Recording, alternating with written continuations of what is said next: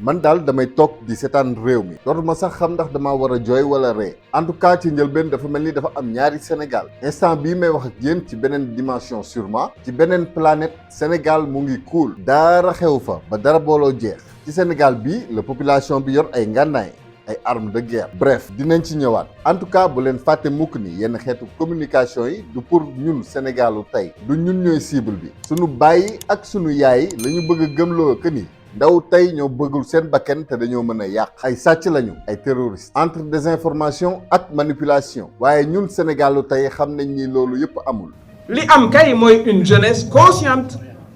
et qui refuse aussi lii nga ko bëgg a teg. Tata Mimi daan naa ko tooñ wax dëgg nag sama confiance ci moom desoon na waaye fii réew mi toll nii ku ñaawluwul rek da nga amul doom ci réew mi wala sax musoo sukk jur Tata Mimi nag en tant que jigéen wax na ak xolu ndey moom au moins elle a compris ban jeunesse la nguur jàkkaarloo. jëlal lii yëpp nga teg ko ci suuf parce que li intéressé Sénégalais yi intéressé aussi yaay yi ñu doon ba ci maam yi mooy jàmm dellu si. ndax président Macky Sall dina dox ba gis sama vidéo je ne sais pas ndax bu ko gisee dina ko déglu mënuma koo waat waaye bu loolu yëpp amee ndax dina ma dégg loolu nag mooy question bi ma tontu ci ne waaw su ma dégloo dina ma dégg par force ci njëkk nag ci njëkk de bu dee sama kàddu gu xeebu gii mën naa indiwaat jàmm ci réew mi wallaahi réew mi du tàkk ku nekk da nga cee am wàll ku nekk war cee def li mu mën ca na mu ko mëne ndax yàlla jàmm law ci sunu biir gaal gi. yoonu jàmm mu ngi ci sa loxo. mooy d'abord nga teg affaire procès bi nga xam ne ñëpp jàpp nañ ne du procès. il faut que ñu comprendre dëgg saa su procès bi garantie mënul woon sax ñàkk nag c'est de bonne guerre je dirais dafa mel ni comme ci film yi bande bi su bëggee rëcc day jël kenn en otage reculer ba am porox ndoll door koy bàyyi daw donc corruption de jeunesse di benn délit boo xam ne li ñu jàpp ci histoire mennum Socrate lañ ci mës a condamné Socrate di benn philosophe bu ñu condamné woon à mort ca 399 avant Jésus-Christ ndax lan gëmul ñoom seen yàlla yi ñu doon jaamu ñu jiiñ ko ne ko dafa bëggoon indi lu bees teg ci ger ndaw ñi ba gëmloo leen di ko neex loolu tax ñu condamné ko à mort wax dëgg yàlla lu gëj a am depuis ñetti siècle ba ñeent balaa yonente yàlla Insa di gane si àddina ñu ñëw ba 2023 mu am vraiment ñu war a xam ni kon Sonko mii du ku ndaw moom tamit il est coupable des mêmes délits gëmul ñoom seen yàlla yi ñuy jaamu te fexe na ba jeunesse bi gën a yeewu donc dëgg la Sonko mooy Socrate. ndax koo toppee viol topp ko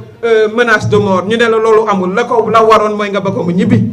jëlal say juge comme xam nga ni ngay waxtaanee ak ñoom nga jël solution teg lii yëpp ci suuf mu jeex xam nga ni nga koy defee.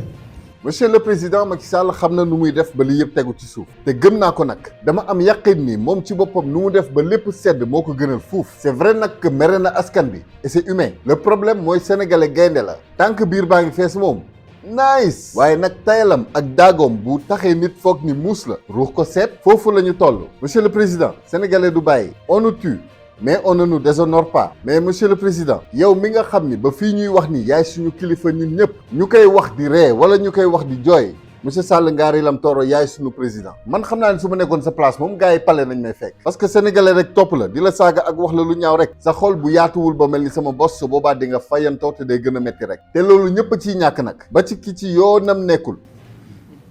ñaareel ba nga jël kàddu ne troisième mandat bi kat xëy na mu ngi woon sama xel kooku sax mën nga koo bañ a wax ndax kilifa nga waaye teg naa ko ci suuf.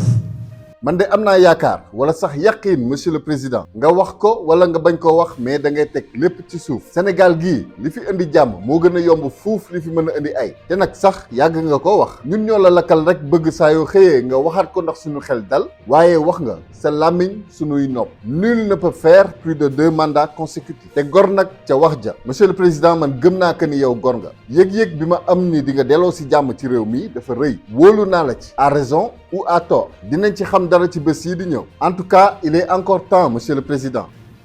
bu ko defee suñu doom yii ne ci biir kaso bi ñu bàyyi leen école a ngi waaj a jeex foog ñu defi bac foog ñu defi brevet foog ñu terminer seeni examen à l'université ñii war a dellu ci atelier yi ñii yor seen commerce ba ci ñi yor boutique mbagg ne ci biti mën a dellu ci seen activité. vraiment loolu moom namm nañ ko war a mën a génn nekk ci say activité war a mën a connecté aisément ci internet liggéey sa liggéey monsieur le président loolu yëpp mën na nekk boo xamee askan bi nga amal affaire di nga xam que ni léegi la rek ñu dem ba rancune am waaye boo jugoon tey wax ak sa askan teg lépp ci yoon monsieur le président suba mu mel ni du woon réew mi moo doon waaj a tàkk monsieur le président du yomb mais bësal sa xol duma la ni seetal ci yàlla ndax libre arbitre ku nekk am nga droit gëm wala déet waaye monsieur le président xalaatal baay bi ñàkk doomam monsieur le président xalaatal ñi loru ñëpp te sa kàddu mën a arrêté lépp vous avez le bâton et la carotte monsieur le président nee woon naa la sénégalais gaynde la su biir bi feesee surtout njaayeen yi nga gis ñu kuul lépp nekk ci jàmm waaye nag gaynde bu mu mën ci doon lu mu yembar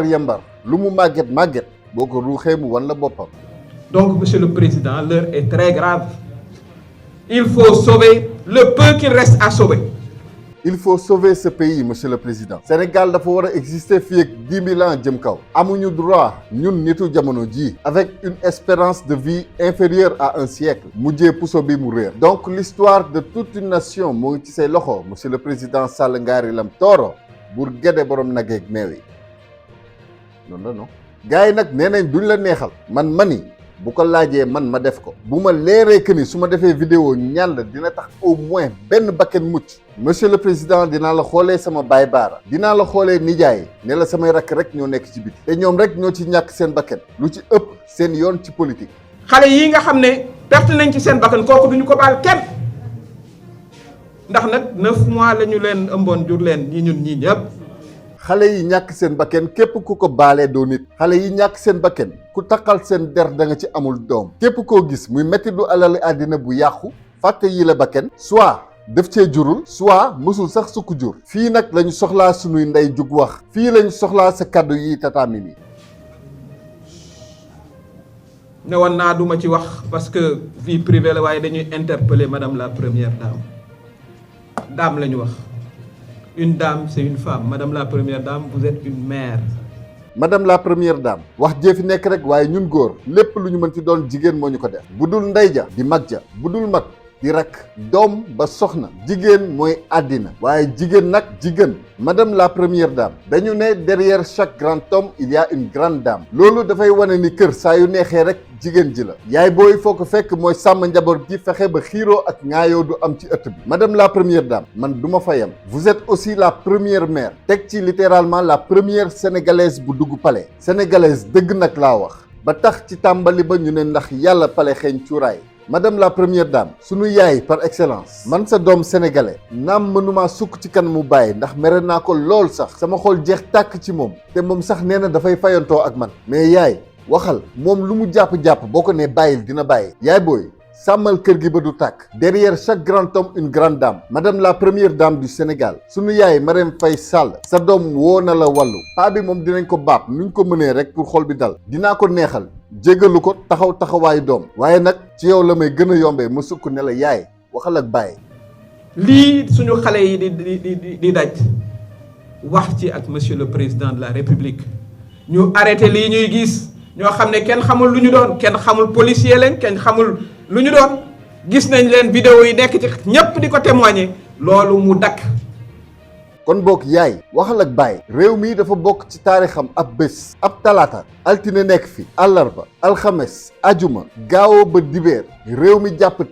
talaatay ndeer foo ko déggee rek ñàmbaaru jigéenu Sénégal moo tax kon boog yaay booy waxal ak bàyyi amoo benn Amadou kese de ay millions lañu te ñun ñëpp yow yaa ñu boole njaboote yaay waxal ak bàyyi jot na ñun ñëpp ñun ay jigéen ñii fi yor ay doom dañoo sukk jur xale yii ñu rey téyel loxo président de la république ne ko mu arrêté lii nga xam ne mësuta am Sénégal ba Sénégal di Sénégal musu ñoo toll à un niveau aussi bas de notre démocratie musula am. madame la première dame du Sénégal mën ngaa sauver réew mi ci benn waxtu daf lay neex rek nga bëgg ko seet ci sa borom rek lépp teguwaat ci yoon jàmm gën fuuf li ma ci metti mooy lu mën a nekk la il suffirait de moins de 10 minutes pour sauver réew mi ci benn ay boo xam ne ñëpp dinañ xam kañ la tàmbali waaye kenn du xam fan lay yem dara jaru ko ci àddina madame la première dame yaay waxal ak bàyyi dafa jot ñin ci jàpp te ñu mat ay téeméer lu ci bëre dañu yore woon ay ngànnaay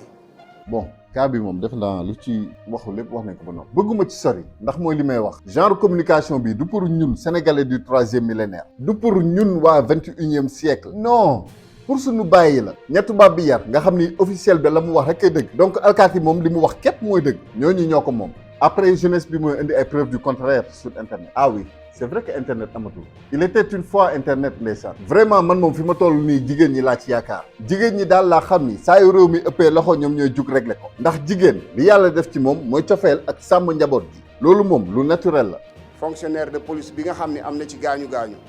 mi ngi woon ci situation boo xam ni dem na bay génnee armam pour utiliser ko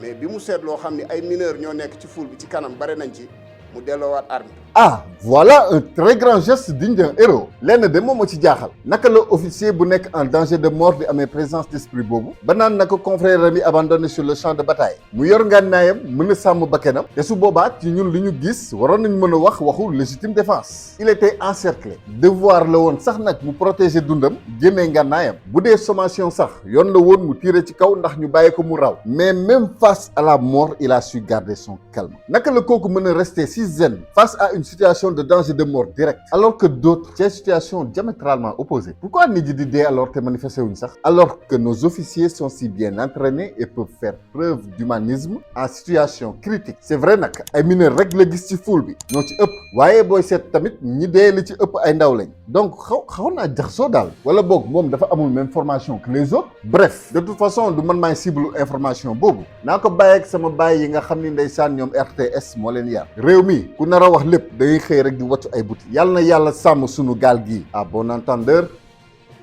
salaam.